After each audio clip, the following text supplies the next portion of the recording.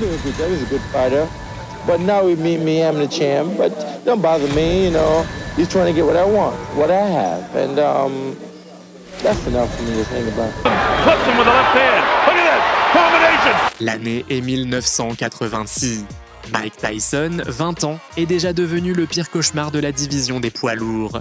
En moins de 2 ans de boucherie professionnelle, Tyson s'est propulsé comme un météore.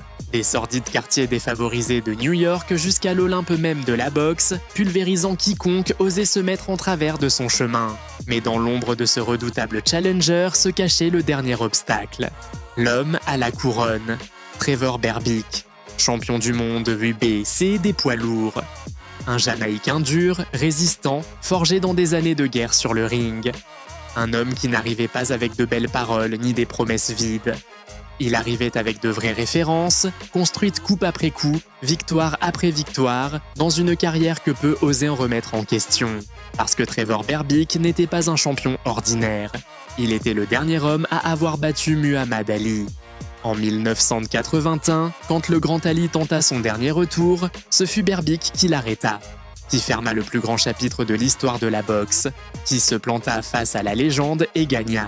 Et cela disait tout sur qui était Trevor Berbick.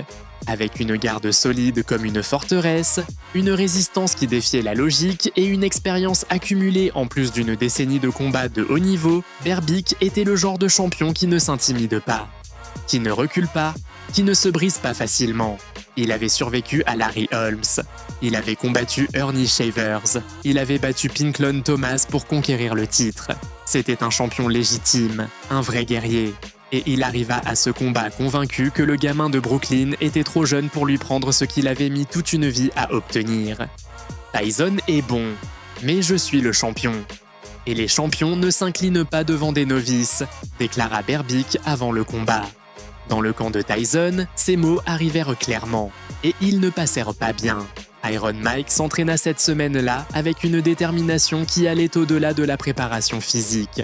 Cus D'Amato était mort à peine 1 an plus tôt, mais sa philosophie restait vivante dans chaque mouvement, dans chaque combinaison, dans chaque coup que Tyson lançait avec les yeux brillants et le cœur en feu.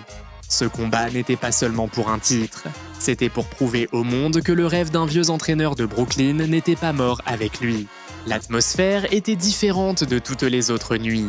On le sentait dans l'air, on le voyait sur les visages du public, on l'entendait dans le murmure qui parcourait le stade quand les deux silhouettes marchèrent vers le ring. Un titre en jeu, une couronne en dispute. Et la possibilité d'assister à quelque chose qui ne s'était jamais produit dans l'histoire de la boxe. Le champion le plus jeune de l'histoire des poids lourds.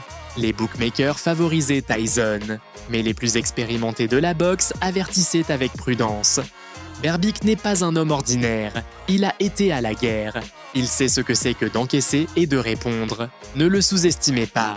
Tyson, pourtant, marcha vers le ring avec un calme qui s'avérait plus terrifiant que n'importe quel cri, comme quelqu'un qui sait déjà comment se termine l'histoire.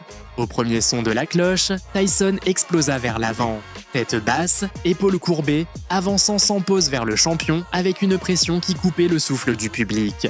Berbick répondit en guerrier. Il utilisa sa garde, tenta d'établir la distance, lança des coups avec l'intention de montrer au jeune challenger qu'il avait en face de lui un champion du monde. Il y eut des échanges. Berbick connecta. Il démontra pourquoi il portait la ceinture.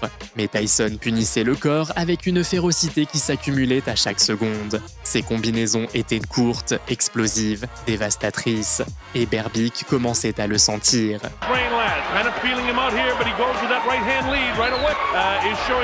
False bravado here, standing toe-to-toe and pump that jab in the face.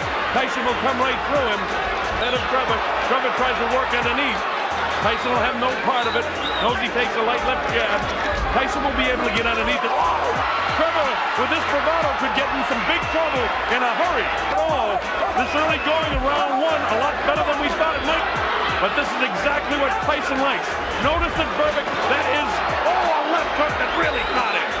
That is disaster, but this is a poor fight plan. Oh, the right hand gets him to keep him up. Notice the lazy left. Watch Tyson load up with left hand. Mike Tyson to the right of your screen, shorter, heavier, just in round 1. Tyson clips him with a light left that time. Mike, as soon as, a light right hand, but the left hook right there. Notice Tyson is getting lazy with the left hand. Notice the left hand is not pumping like it early going of this round. Tyson having a good first round. Wow with the uppercut. He knows he can beat this guy right now. Notice Trevor not doing anything right. 7 inches in reach, and you can't use it when you're head-to-head like. See this? Tyson walking right through. He's wild with the left hook as Berbick. Look at this! Combination! And Berbick ready to go, but he stays on it. He can't take shots like this very long. Wow with the right hand as much. Catches him with a left hook. Trevor's ready to go again. And round one. A good round one for Mike Tyson. Let's listen into the corner. Notice the replay where Tyson is getting through with the right hand, the left hook punches.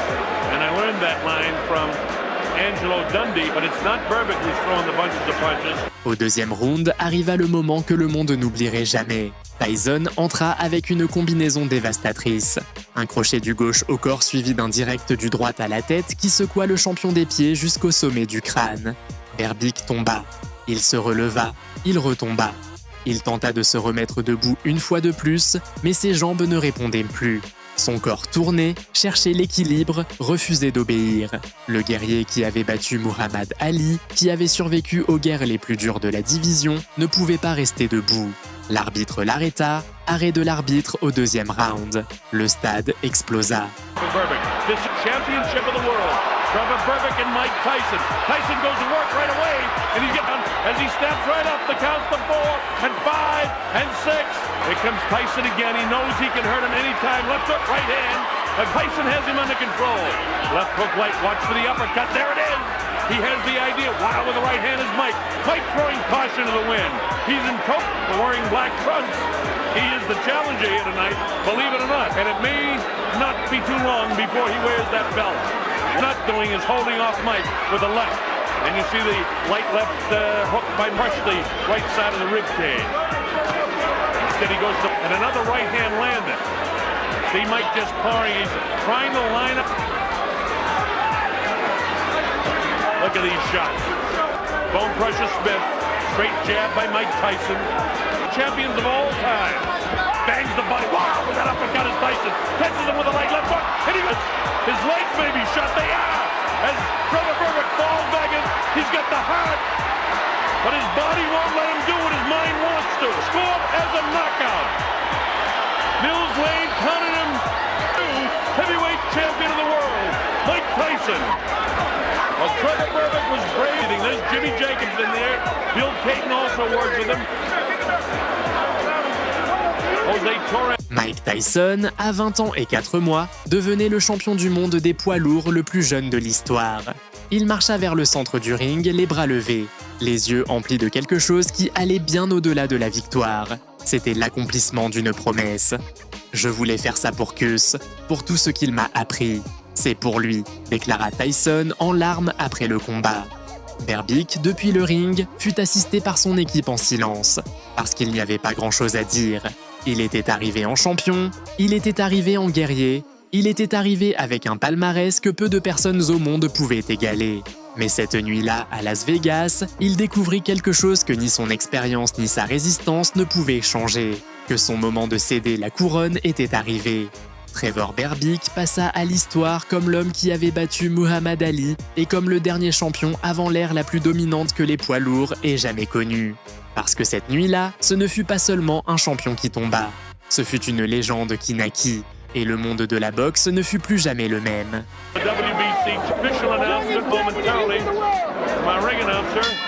Lane stops the bout at 2 minutes, 35 by a TKO, and youngest and new WBC heavy world, Michael Tyson.